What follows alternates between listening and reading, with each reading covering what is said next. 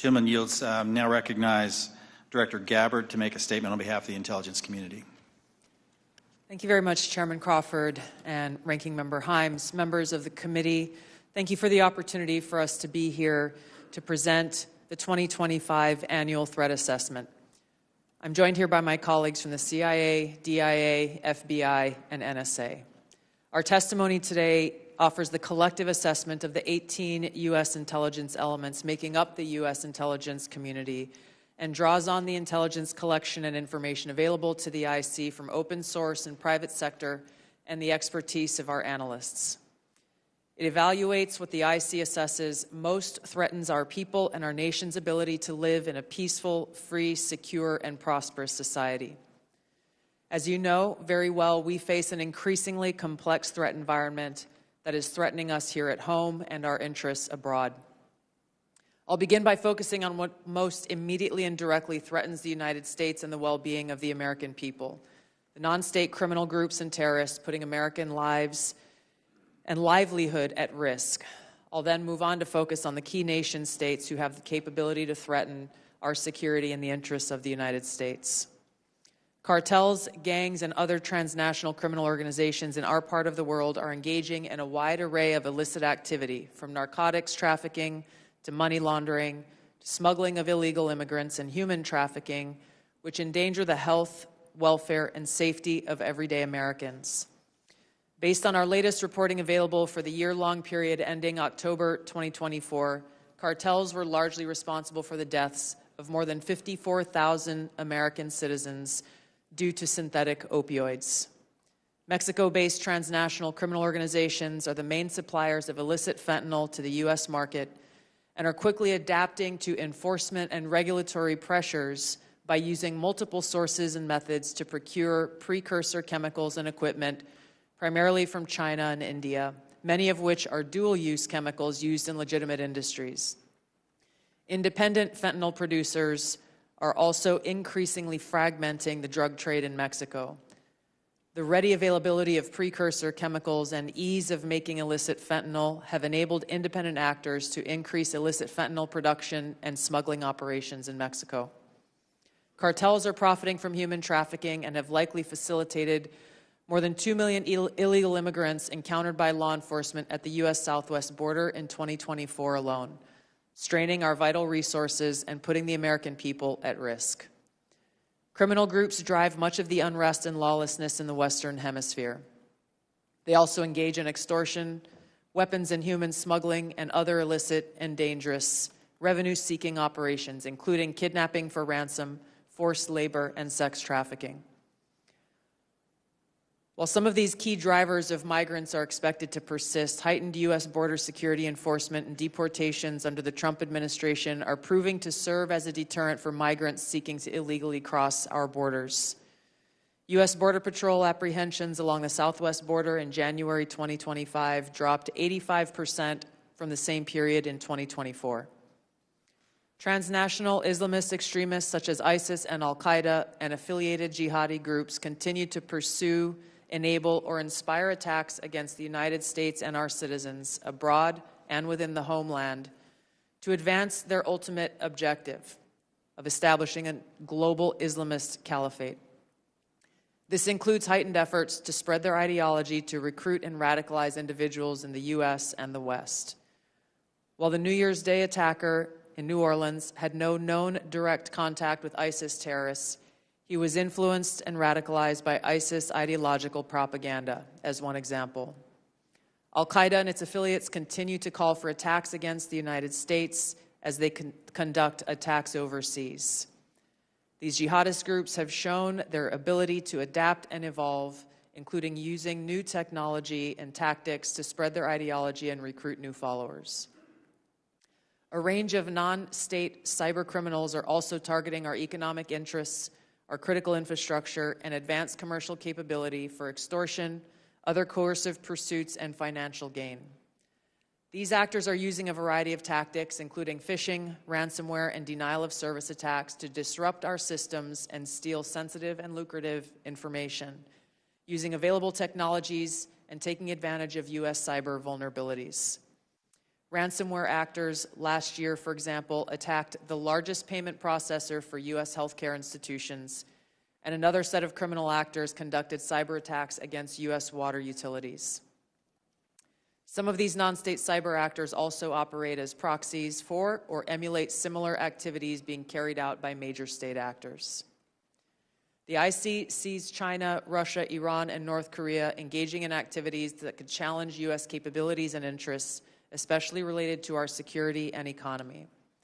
They are in some cases working together in different areas to target U.S. interests and to protect themselves from U.S. sanctions. At this point, the IC assesses that China is our most capable strategic competitor.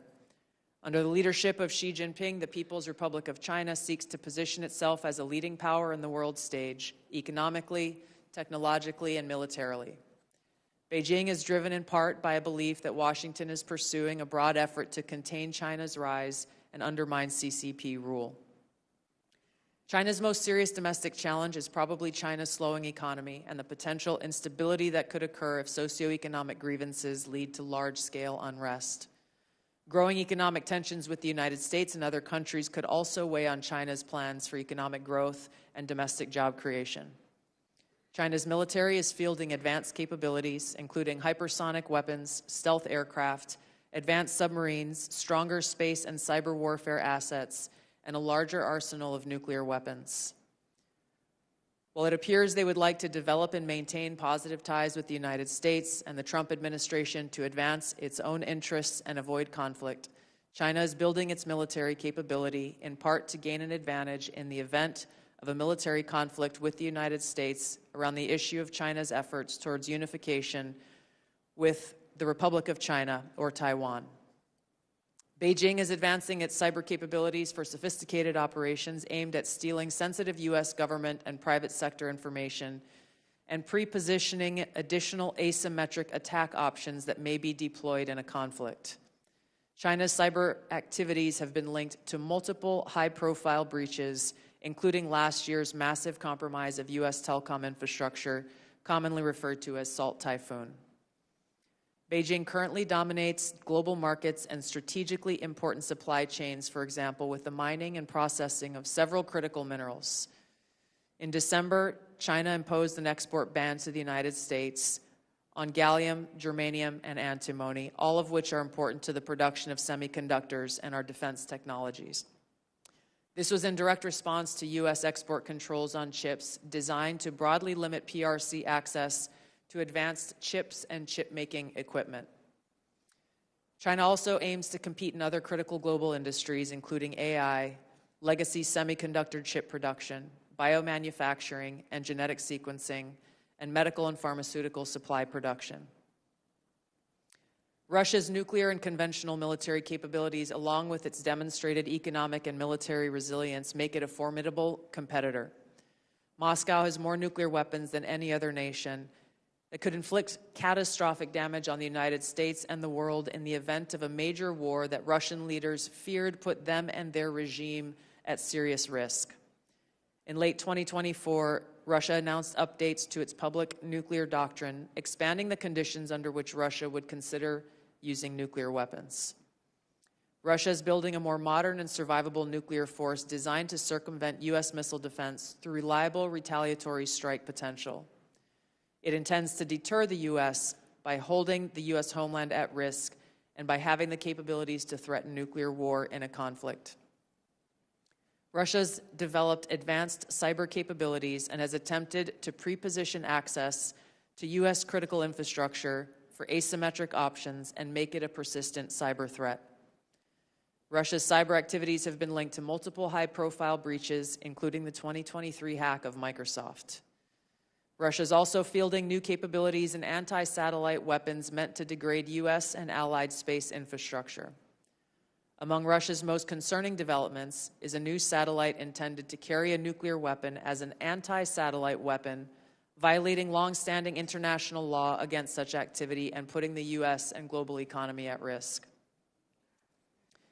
Iran continues to seek to expand its influence in the Middle East, despite the degradation to its proxies and defenses during the Gaza conflict. Iran has developed and maintains ballistic missiles, cruise missiles, and UAVs, including systems capable of striking U.S. targets and allies in the region. They've shown a willingness to use these weapons, including during a 2020 attack on U.S. forces in Iraq and in attacks against Israel in April and October 2024. Iran's cyber operations and capabilities also present a serious threat to U.S. networks and data. The IC continues to assess that Iran is not building a nuclear weapon, and Supreme Leader Khamenei has not authorized the nuclear weapons program that he suspended in 2003. We continue to monitor closely if Tehran decides to reauthorize its nuclear weapons program. In the past year, we've seen an erosion of a decades-long taboo in Iran on discussing nuclear weapons in public, likely emboldening nuclear weapons advocates within Iran's decision-making apparatus. Iran's enriched uranium stockpile is at its highest levels and is unprecedented for a state without nuclear weapons. Iran will likely continue efforts to counter Israel and press for a U.S. military withdrawal from the region by aiding, arming, and helping to reconstitute its loose consortium of like-minded terrorist actors, which it refers to as its axis of resistance. Although weakened, this collection of actors still presents a wide range of threats, including to Israel's population and U.S. forces deployed in Iraq and Syria, as well as U.S. and international military and commercial shipping and transit. North Korean leader Kim Jong-un is pursuing stronger strategic and conventional capabilities that can target U.S. forces and allies in the region, as well as the U.S. homeland, to bolster North Korea's leverage and stature, defend its regime, and achieve at least tacit recognition as a nuclear weapons power. Kim's recently cemented strategic partnership with Russia supports these goals by providing him with greater financial, military, and diplomatic support, reducing its reliance on China, and providing North Korean forces and weapons systems with warfighting experience. Kim views his strategic weapons advances, its deepening ties with Russia, and its economic durability as strengthening his negotiating position against Washington's demands for denuclearization and lessening Kim's need for sanctions relief. Since 2022, China, Russia, Iran, and North Korea have grown closer. Removing the accelerant of the war in Ukraine is unlikely to revert these bilateral relationships to a pre-war 2021 baseline, leaving room for new strategic priorities and world events to create new incentives or challenges to their expanded cooperation. Russia has been a catalyst for much of this expansion, driven heavily by the support it has needed for its war against Ukraine, including protection from U.S. and Western sanctions. In addition to exchange of military and other resource capabilities with North Korea, Russia has relied more heavily on China's financial and defense industry backing and has increased combined military exercises with China. With Iran, Russia has also expanded financial ties to mitigate sanctions. Iran has become a critical military supplier to Russia, especially of UAVs, in exchange for Russian technical support for Iranian weapons, intelligence, and advanced cyber capabilities. The threats that we see to the U.S. to U.S. national security are both complex and multifaceted. In closing, I want to address briefly the signal chat issue that I know many of you are concerned about. The President and National Security Advisor Waltz held a press conference yesterday with a clear message. It was a mistake that a reporter was inadvertently added to a signal chat with high-level national security principals having a policy discussion about imminent strikes against the Houthis and the effects of the strike. The National Security Advisor has taken full responsibility for this, and the National Security Council is conducting an in-depth review along with technical experts working to determine how this reporter was inadvertently added to this chat. The conversation was candid and sensitive, but as the President National Security Advisor stated, no classified information was shared. There were no sources, methods, locations, or war plans that were shared. This was a standard update to the National Security Cabinet that was provided alongside updates that were given to foreign partners in the region. The Signal Message app comes pre-installed on government devices. In December of 2024, CISA stated, quote, "We strongly urge highly targeted individuals to immediately review and apply best practices provided in the guidance to protect mobile communications, including consistent use of end-to-end encryption." And they named Signal as an app as an example of such an end-to-end encrypted messaging app. Ideally, these conversations occur in person. However, at times, fast-moving coordination of an unclassified nature is necessary, where in-person conversation is not an option. I'm also aware that a lawsuit was filed yesterday on this issue. As a result of that pending litigation, I'm limited in my ability to comment further on that specific case. My Office of General Counsel will be in close contact with the Department of Justice on this matter. The most important thing to the American people and to all of us is the success of this military operation against terrorists who have been and continue to attack American service members was extremely successful, thanks to the leadership of President Trump and the actions of our brave men and women in uniform. As the heads of the American people's intelligence community, we will continue to provide the President, you in Congress, and our warfighters with timely, unbiased, relevant intelligence to keep our country secure, free, prosperous, and at peace. Thank you, Mr. Chairman.